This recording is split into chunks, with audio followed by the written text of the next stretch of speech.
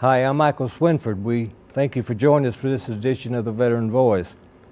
Many times over the past few years in reading war books, there's always been a chapter or two or perhaps many lines on the media's impact about war and even in peacetime.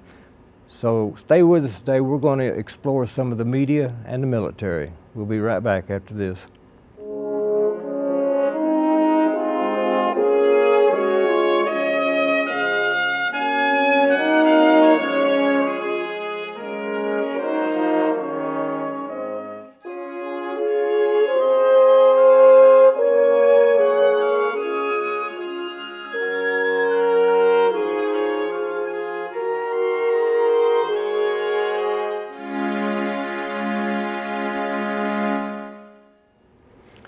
Welcome back. We have a very distinguished guest with us today that most people in the area will certainly know and recognize, Mr. Tom Butler.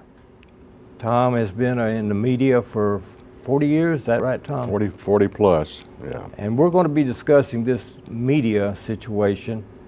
The books I've written, it seems that the media does take sides sometimes, and they interject their ideas about what the war is, who's doing it, how are they doing it right or wrong, depending upon your point of view.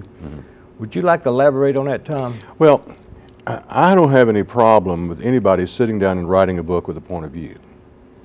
Basically, that's the purpose of a book, is to have a point of view, to express that, to try to prove it, try to reinforce it, and to convince other people to come around to your point of view.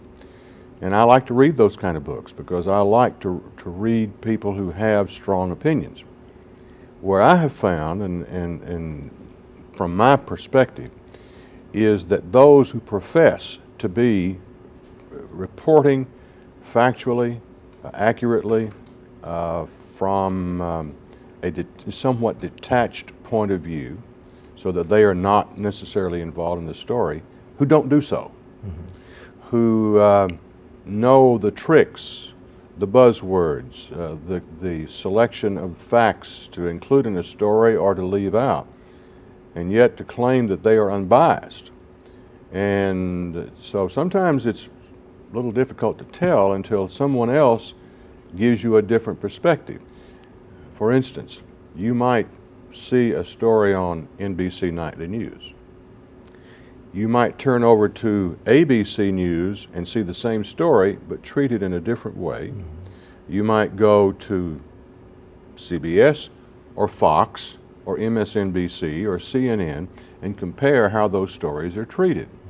And so what you see then is the selection of things that are left out, not necessarily that the facts that are given are not true, but the juxtaposition of those facts, the omission of certain perspectives, or the last line of a story can sometimes be designed to push you in a certain direction in terms of your reaction.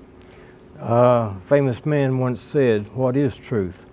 So how can we, as a viewer of the media, either listening to it or watching it, how can we know what is truth? Well, it's always a very difficult thing. As a journalist, I felt like that the one thing that I had going for me and that every journalist should have was credibility. Now, if it comes to the point where those who are watching my reports on television or hearing me or seeing me talk about a specific subject, if they did not have the confidence in me, if I had not proved to them that I was a seeker of truth and would do my best to give them the truth or the information as I was able to get it, then I'm done. Nobody's going to watch me. I think this is part of the problem today, Michael, with some of our networks, because their viewership is dropping all the time. Now, it's not all because we're all sitting back saying they're all biased and I'm not watching them anymore, because there are other technologies that are now available. The first thing I do when I rise in the morning is two things. One, I turn on my television. Two, I turn on my computer. And I immediately go to the internet and I go to the Drudge Report. Because the Drudge Report is will give me a summary of the most important news that's broken overnight since the last time I saw a newscast. I'm going to watch the local station to see what they're doing in terms of reporting what's going on in this area. I'm going to get weather, those kinds of things. But while I'm watching them, I'm also on that computer, and I'm beginning to surf news sites, those that cover Kentucky politics, those that cover national issues, those kinds of things. So we all and then of course the minute the newspaper arrives, I'm out to the driveway to pick it up and bring it in, because I want to see what the newspaper had to say. I'll give you a good example. I watch the St. Louis Cardinal baseball games on television, but guess what? When I see the newspaper the next morning, I want to see what they said about that game that I saw. If they saw what I saw, and if there were some things that they saw that I didn't see. So we can apply that to the coverage of military matters, to conflicts, to wars, that kind of thing. When do you think that media became a substitute for propaganda? Well, I'm not so sure I would buy the premise that media substitutes propaganda for reporting. I think media has left its first love in this sense of the word. My first frame of reference is World War II. I'm old enough to have grown up as a child during World War II. All we had back then was radio, and we had Edward R. Murrow reporting from London. We had Ernie Pyle, the war correspondent. We had a number of other folks, but we didn't have television. We had newspapers, and we had movie newsreels, and a lot of folks got their news about World War II from the newsreels that were shown in the movie theaters. So I can remember that, and what I remember about it, it was somewhat sanitized. We didn't see the underbelly kinds of things. In some ways, it was almost glamorized. Now, I don't know how old you are, but you can remember even going into the Korean War, and even into some cases the Vietnam War, that what we saw was sanitized because the media was somewhat sensitive to that. But I think it also reflected the fact that there was not a division among the media as to who they wanted to win. And that made a difference. I think the fact that the Korean War did not turn out like we hoped it would was the beginning of the erosion of confidence by the media in their governments. When they were having to report defeats, when they were having to report withdrawals, same thing extended into Vietnam, and then we got the children of the 60s who were a whole different generation coming at it from a whole different perspective, because now we've incorporated all the drug culture and those kinds of things into the military. Things begin to change there, and the fact that, in my own opinion, we did not go into the Vietnam conflict with the idea of winning it. And if we're not going to win it, then let's don't get in it. And I'm afraid that we may have to learn that lesson over and over and over again. Do you not think we learned that at all from the Vietnam War, the mistakes that were made? And I think President Reagan learned it. Yeah. I think that in a couple of other cases, particularly in the Persian Gulf War of '91, we learned most of it, but still refused to take out Saddam Hussein at the time, and had to come back when 10 years later. That's the way it was in Vietnam at points. You kill the enemy, but don't hurt them. Yeah. And that just doesn't work in modern warfare. Yeah. Well, who was it that says that the purpose of war is to kill people and break things? Right. And there's no substitute for total victory. You must wipe out your enemy and his ability to make war against you again. But when we began to see all these negative reports coming out of Vietnam, we tended to blame the messenger in a lot of ways, didn't we? Because things were not going well. I can remember the Tet Offensive being portrayed as a massive defeat, Well, in fact, the Tet Offensive was a victory. It was.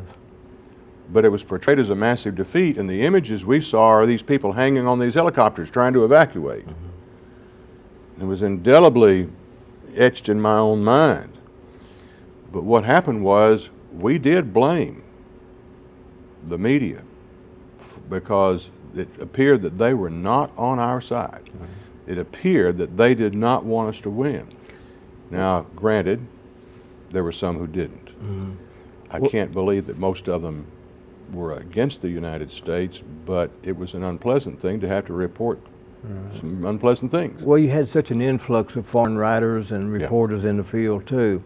When you look back at statistics, the Viet Cong, North Vietnamese Army, they suffered a crushing defeat, Tet 68. Yes. And then after that, we had a mini Tet in May of 68. Not as big and as bad, but it still created some problems by taking over the embassy in Saigon or Ho Chi Minh City.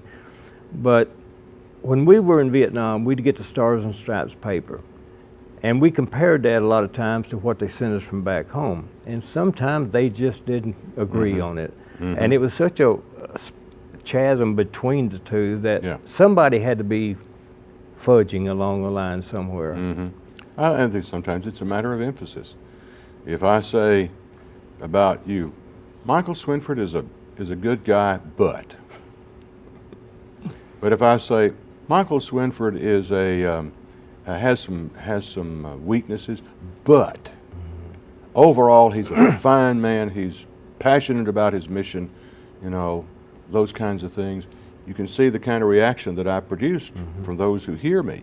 They're going to go away with a really good impression of you unless I say, well, he's okay, but. And then I planted little seeds of doubt in you. And so this is the way it's reported sometimes. Well, it seemed like we didn't learn the biggest lesson out of Vietnam. Like you said before, going in and let's win the thing. But I see house to house, door to door.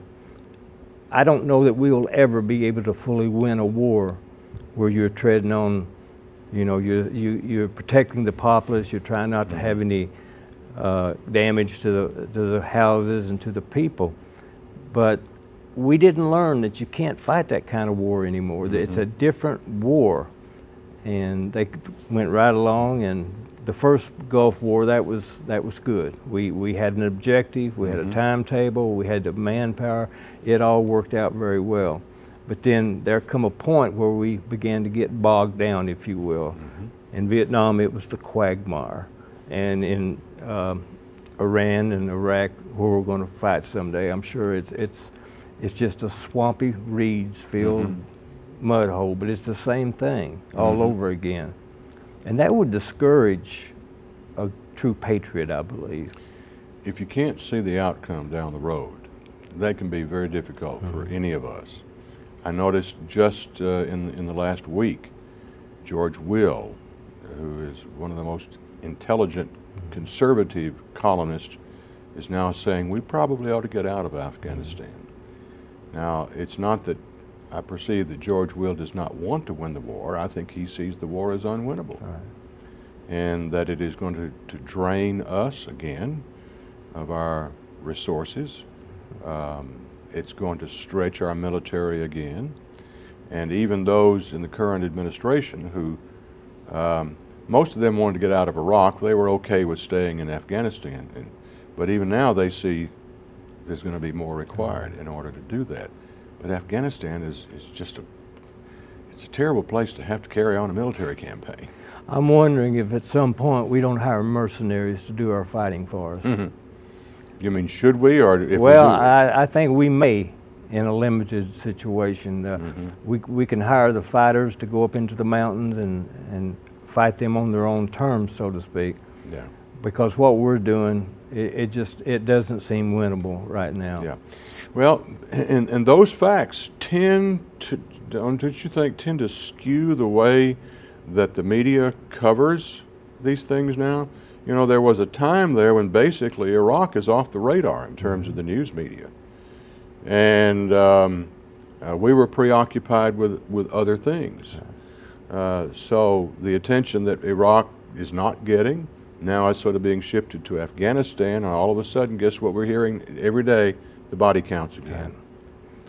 Do you think over a period of time that is going to have some effect on us? Do you think the way we view that? This battle in Afghanistan, do you think that's a diversion from all these political things that are going on at home? Oh, I wouldn't want to go quite that far. There's plenty on the plate. Yeah. But it is calling for divided attention. There are many distractions, and the domestic things that we're going through, trying to get our economy straightened out and trying to fight wars on a couple of, where are we? We're in Afghanistan, we're in Iraq, we're still over there in Croatia and those places like that. We're in Korea. I think we still have troops in Korea. If I'm wrong, you'll correct me. We used to still have troops in Germany. So those kinds of things can present problems, and it also is going to force us, and it's already forcing, I think, the American people to look at these priorities that we have. Because there is a finite amount of dollars. You can only print so much in that sense of the word. And I think what happens is the media begins to pick up on these kinds of things, and they start to report them. And then we who are loyal to our military folks begin to resent that because it's not good news. It does not appear that they're for our troops. And so then we want to go after the biased news media again. I think some of the news media have brought it on themselves in terms of the mistrust that they have, because they no longer make any pretense of being unbiased. How do we get back that 1935 to 45 era where we did trust the media? And every word that come out of Edward Murrow's mouth, we just attached ourselves to it because we knew it to be true, because he wouldn't lie to us. Well, there are some correspondents, network correspondents today whom I read or watch, that when they do a report, I tend to believe that they are giving it to me straight. But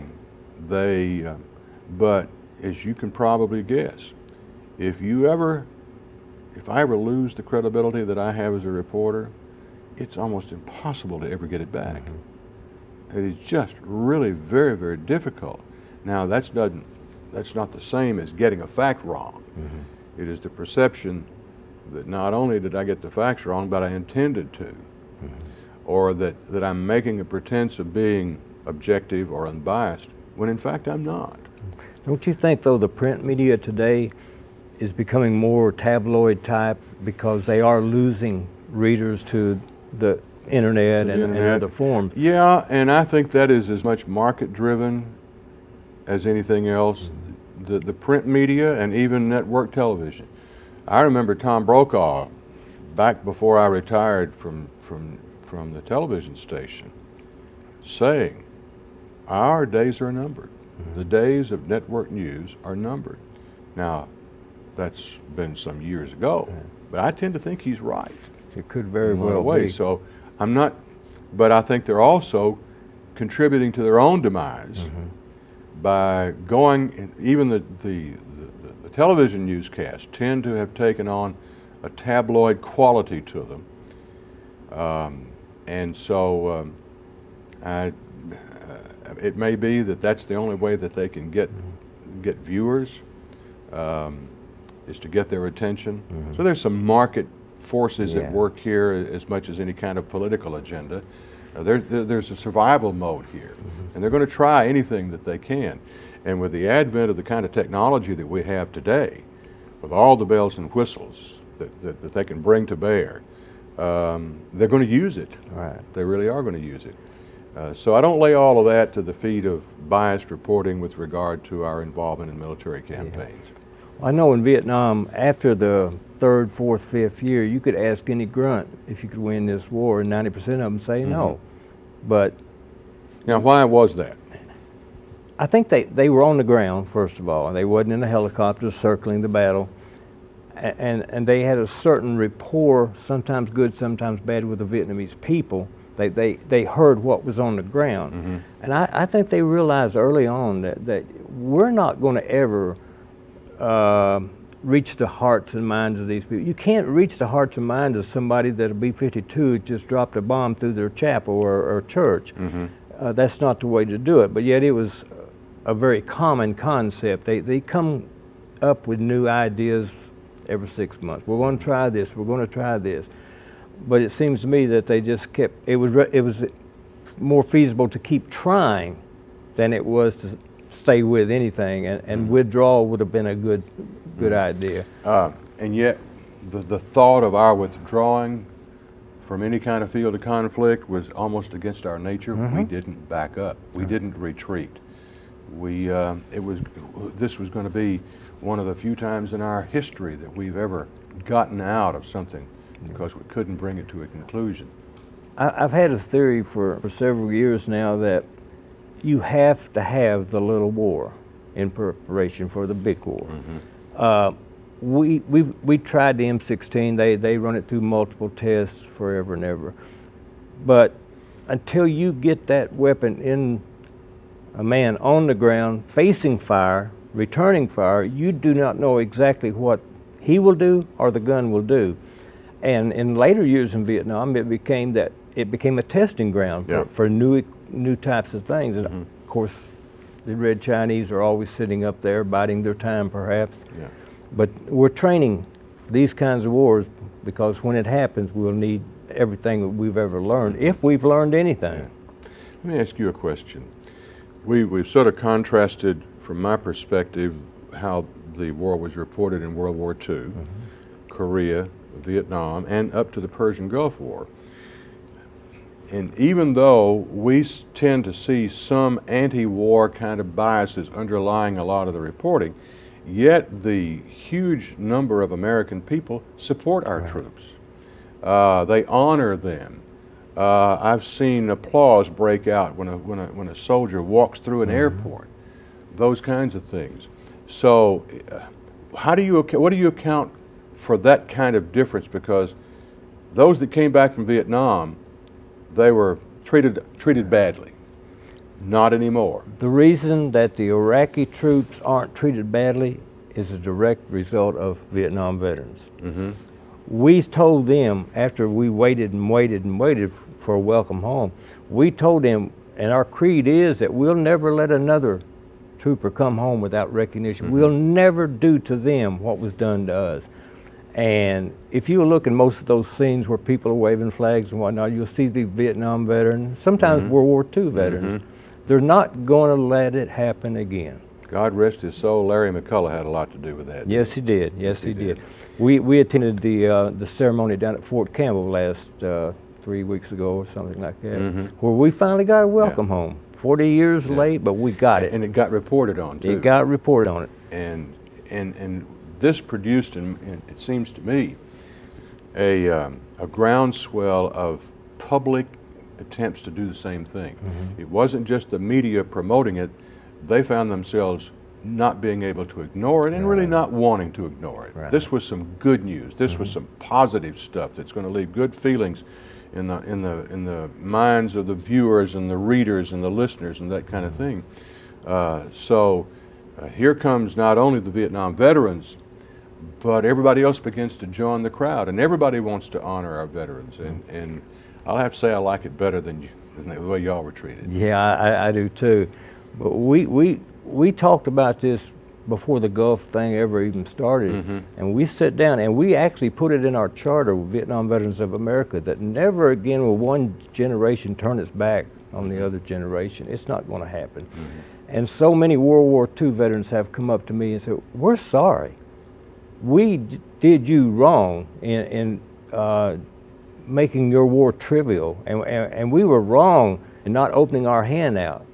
And so it's all coming to balance now, and thank God for that, because it helps a lot of people on both sides of the situation, because we will fight again and again and again. It is inevitable that we continue these wars, but how we deal with the war and what we learn from the previous war can make a big difference in the win-loss column. I just recalled a quote of something that I heard back in the Vietnam War, that the Vietnam War was the first living room war. Mm-hmm. And I'm sure you've heard that, Yes. heard that phrase. This is where every night in our living rooms, on television, within hours of the events that were going on, we were seeing these things. We saw the body bags, we saw the napalm, we saw all of those kinds of things, and it was, in a lot of ways, it was not sanitized. Right. And this was really the first time that a lot of people had seen war close up. Mm-hmm. And I think it made a difference in their perceptions, that you didn't have to really report it in a biased way. Yeah. All you had to do was report it, and the reaction would be like it was. Well, the really bad things that happened at My Lai, for example, there was a massacre, but most of the media hit the massacre. Mm-hmm. Some of the straight shooters said, okay, we have to understand why this happened as opposed to it happened. And there was a great difference of opinion in the media how to handle this story, and they're still arguing about it today. Yeah, and your point is well made. Sometimes this is the work of historians to set it all in perspective years and years later, as opposed to reporters who have a very limited field of view when you think about it. They can only be in one place at one time and see what they see and hear what they hear. And so they may not be able to see what's on the other side of the field, the mountain, or on behind the other building there. And that does affect our perceptions. There's no question about that. Well, they inadvertently, or sometimes on purpose, they do affect things. And, and the media has a lot of power. It used to have a lot more power than it does today, I think. But the media, according to our Constitution, is a very viable part of the system. Yeah. We have to have the media. Right. We can't exist without the media. Yeah. But well, you remember the night, I didn't see this, but I read about this, that Walter Cronkite, at the end of the CBS Evening News one night, came out and said, we need to get out. Right. And the President of the United States, Lyndon Johnson, turned around in a look of dismay and said, we've lost Cronkite. We've lost Cronkite. And Cronkite, up to that time, showed up regularly in Vietnam, reported from there. He was a war correspondent from years before, so he knew his way around. But one man going on television and advocating a withdrawal of our troops, and the President, I think at that moment, knew that he was probably not going to run for re-election because he lost the most trusted man in America.